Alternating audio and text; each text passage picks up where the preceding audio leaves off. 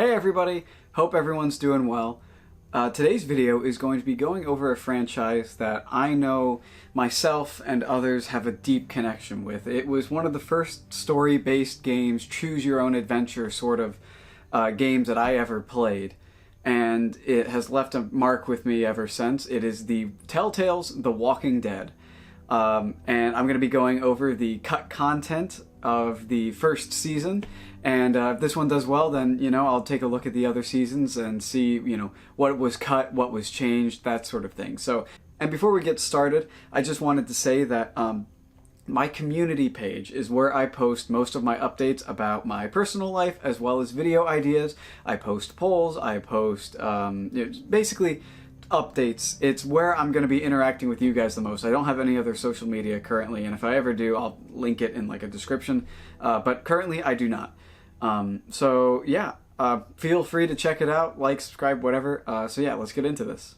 So we're going to start off with episode 1. So some smaller character tweaks. Duck was not as enthusiastic, I guess you could say, or as many other players would call him, annoying, in the original sort of character work. Katja was a lot more panicky. She was a bit more in distress throughout the whole sequence at the farm. And Larry was actually quite a bit better. He was much more compassionate. He was actually able to admit when he was wrong about Duck being bitten. So just some minor changes that would go a long way in making you see these characters differently. There was an unused sub-quest for Doug that was cut before the release. Lee would have to cut down an electrical pole, and it would have to fall on his brother, his zombified brother, while Doug was attracting the walkers away. This is sort of in that sequence where they're trapped in the pharmacy. As Lee, you would have had to have cut the electricity first before using the fire axe to cut down the pole, basically, which is interesting because what we ended up getting was a lot less action-packed when it comes to that whole sequence with using the TVs to distract the walkers. Also, originally, you could choose who would come with you to go save Irene. Lee could choose Carly to come with him, or Glenn, or neither of them. So if Lee went alone, he would borrow Carly's gun. If you don't go to save her at all, Glenn would get really upset. This sort of gameplay sequence is a very interesting idea, although I feel like it would have come off a little cartoony. In the section where the pharmacy is under siege by the walkers, you would have been able to go around with a hammer and nails and basically work on actively boarding up the windows and re-securing the windows. You would have gone around the entire place, helping out different characters, such as Doug and Carly. Basically, yeah, you would have just gone around and helped out all these different characters before everything ends up going the same with, Doug or Carly dying. Which would have been like an interesting minigame, and it would have drawn out that whole sequence a little bit more. Although I can't imagine it feeling tedious, I guess. So oddly enough, Krista, who doesn't appear until episode 3, her files, her textures, can be found within the files of episode 1. This is probably because of the episode dioramas that you see before you select which episode you want to do, that these were already in the game and didn't change much as development went on. So it's likely that she's just included in that for that reason. Now we are on to episode 2, which includes a lot of cut dialogue. These lines come from an alternate start where Lee and Mark are on their own, and it's a different conversation. Maybe if we can spot a deer. Deer? Hell, I'd be happy to find a raccoon. Anything the walkers haven't already ripped apart. I don't know, Mark. I thought we'd be fine if we survived the walkers. Never expected they'd starve us out. Maybe instead of hunting, we should head back to Robbins. See if there are any MREs left. No way I'm going back there. You saw what it was like when you guys picked me up. Completely overrun. In the farmhouse dinner sequence, Lee was supposed to go wash his hands. That was his excuse to rummage through the medicine cabinet. In the farmhouse dinner sequence, while Lee goes off to, wash his hands, more ambient scenes would play that would give a lot more background into a lot of the characters, such as what Kenny's occupation was. I was a fisherman down in Fort Lauderdale. Commercially, snapper and yellowfin mostly. But in the summers, I'd take tourists out for some sailfish. And originally, if Lee was gone for too long, Danny would actually go searching for him, and there's also some dialogue related to that found in the files. What are you looking for? Nothing. Can I get a little privacy? There are some alternate textures of Chuck within the game's files. This is a much more grimy Chuck. I mean, he ultimately looks the same. He has very similar clothing, if not the same clothing. However, he's much more grimy and dirty, and this version is only seen in the Next Time on The Walking Dead section of Episode 2. So he is featured within the game, but it's still an alternate version of him. Travis, who's one of the teens in the woods at the beginning of the episode, he was added much later in development.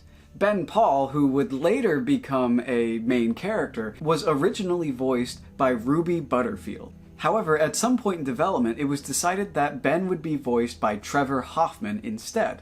And Travis was created purely for Butterfield to have someone to voice in the game. His face texture is derived from Chet's from the previous episode, however, there are slight differences. He's a little more tan, among other things, I'm sure you can see. So in the opening scene with Ben and his teacher and Travis, there were originally some more options there that would have had very interesting consequences. Originally, Lee could leave Mr. Parker altogether and decide whether or not to bring Ben along. So if you made this decision, Mark would end up dying in a bandit raid, and Mr. Parker would have ended up taking Mark's place throughout the whole dinner sequence. In early development, Ben was a much different character. This version of Ben was able to use a rifle, was a bit more competent, however, he was very traumatized. He would actually tell you what happened with him and his classmates, and was very open about other horrible things he has seen to this point, including some stuff that I can't say here on YouTube. Some voice lines found within the files relating to Brenda make it appear as if she wasn't originally voiced by Jeannie Kelsey.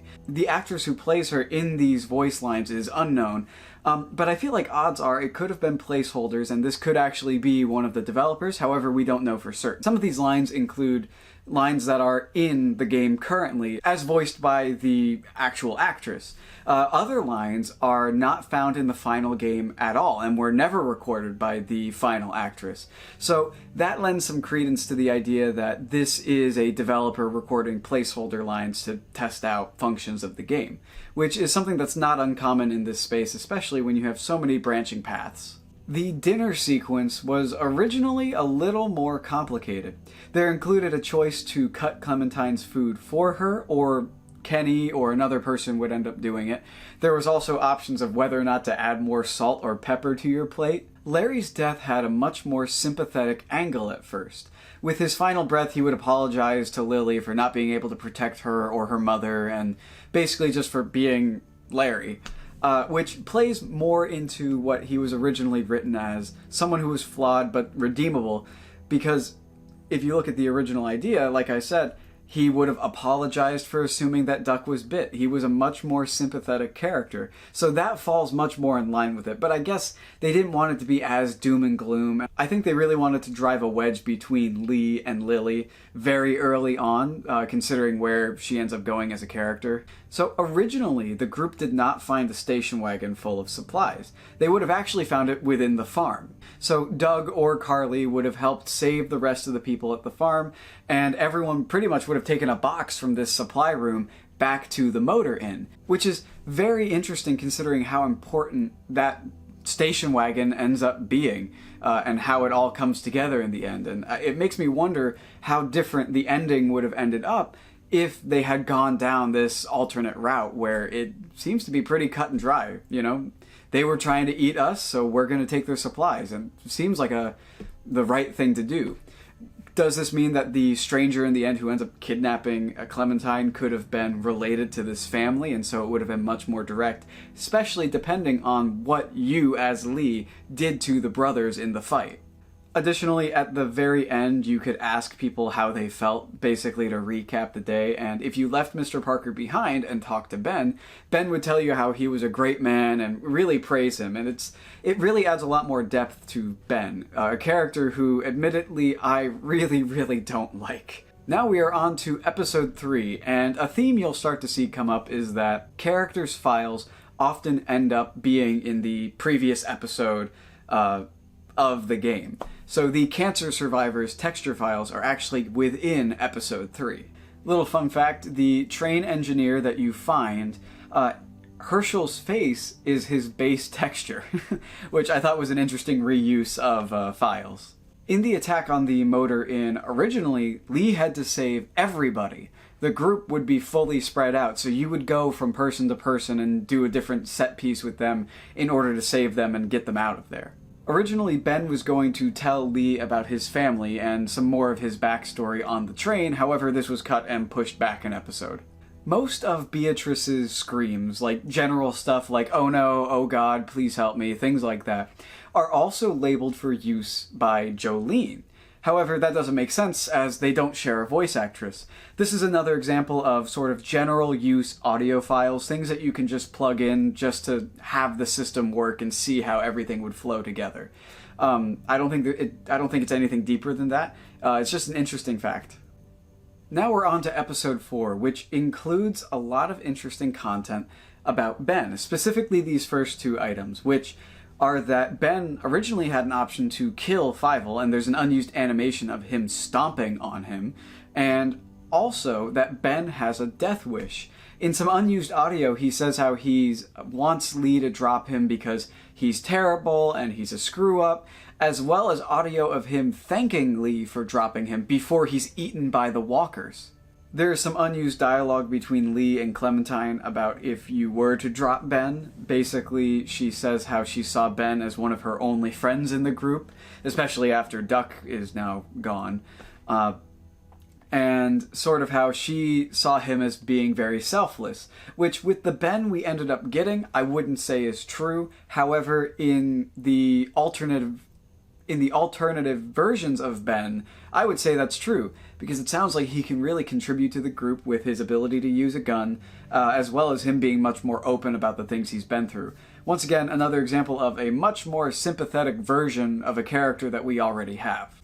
So before the character Molly was implemented, Anna and Dr. Logan had a much bigger role. Dr. Logan tried to get Anna out of Crawford, but he ultimately died in the end. In a lot of alternate dialogue relating to this, Dr. Logan refers to a council instead of just Oberson, which is really interesting that the sort of little details of the society of Crawford were much, much different back then. Also, the lines for Hannah are recorded by Melissa Hutchinson, which, if you don't know, is the voice actress who plays Clementine, which is very interesting to hear. It's not uncommon in video games especially for voice actors to play multiple roles. Lord knows if you played Fallout New Vegas, you've heard the same 5 people be literally everybody. But it would have been interesting to hear her in a different role before, Clementine became such an important part of the series, because at this point she's not the main character, Lee is. So I can understand them not wanting to do this in seasons 2 or 4 or even 3. At this point in time, use the people you have. This could also be another example of placeholder audio, so we really don't know the purpose behind it, but it's still interesting nonetheless. There was originally a subquest where you would lead Vernon to the mansion through the sewers. This was ultimately cut because of time constraints. It would have just made the episode too long to have sort of a sewer minigame again. Now we are on to episode 5. There is an unused segment where Lee and whoever comes with him to find Clementine must go through the sewers, ultimately cut, just like the other sewer sequence. Lee and his group originally had 40 bullets to fight the walkers in the mansion, however this was cut down to 11. When Lee confronts the stranger, there was originally an option for him to talk about Lily, and if he chooses to talk about her, he says that she was a good woman who was ultimately driven too far by the death of her father, and it ended up spiraling her into all this paranoia, leading to her killing Doug or Carly. Which, depending on your playthrough, I know for me, Lily and Lee did not have a terrible relationship in my playthrough. So this would have been a little more satisfying, I guess you could say, for people who like that character a bit more. Although we do know that Lily ultimately comes back in Season 4, which that's a whole other can of worms that I would love to get into. Finally, and most interestingly, in an interview with Gavin Hammond, the voice actor who plays Kenny, he revealed that Kenny's death was much more clear-cut in the original recording. It wasn't as vague as what we ended up getting. He also revealed that there was a chance of Lily returning to the RV. Well, I know when I first recorded episode 5, it was extremely clear that Kenny died in that alley. Like, suffering, screaming, gurgling, dead. But in a pickup session, which is a shorter follow-up recording session to fix mistakes, that kind of thing, the alley scene was much more somber. Kenny was more resigned, and none of that gurgling death audio was included. There were lots of other revisions throughout the process, but none that I can recall that were as dramatic. There was talk of Lily showing up in Kenny's RV, but that didn't seem to work out. I think the sort of foresight to not fully confirm that Kenny is dead ended up being a great thing. Kenny becomes a very interesting and compelling character in Season 2 and in the flashbacks of Season 3, depending on your choice. And that sort of foresight is very interesting. Also, the idea of Lily returning so early is interesting because that's something we ended up seeing later on. Ultimately, I think it was the right choice to not make it a clear-cut ending, but the possibilities of, what Season 2 would look like if Kenny was not in the picture is just, it feels limitless, because Season 2 has a whole wealth of cut content that I would love to dive into. So if you guys want to see a continuation of me exploring this game, please let me know in the comments or by liking the video. I really appreciate each and every one of you, and I hope you enjoyed. Have a good evening or night or morning or, whatever.